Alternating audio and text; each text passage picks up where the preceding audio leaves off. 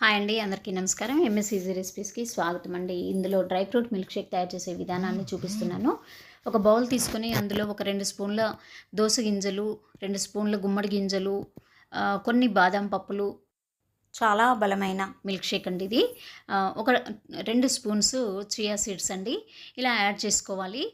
ఇక ఇందులో కాజు కూడా యాడ్ చేసుకోవచ్చు, లేదా లాస్ట్లో అయినా కూడా కట్ చేసి వేసేసుకోవచ్చు.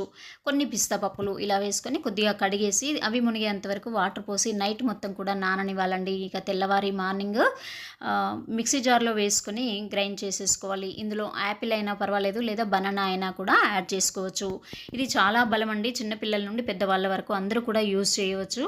ఇలా కొన్ని పాలు, కొన్ని వాటర్, లేదా లాస్ట్లో ఐస్ పీసెస్ అయినా కూడా ఇలా యాడ్ చేసేసుకోవాలి. ఇందులో కొంచెం తేనె కూడా యాడ్ చేయాలి, లేదా ఖర్జూర అయినా పర్వాలేదు. గ్రైండ్ చేసుకుంటే మిల్క్ షేక్ రెడీ అయిపోయింది.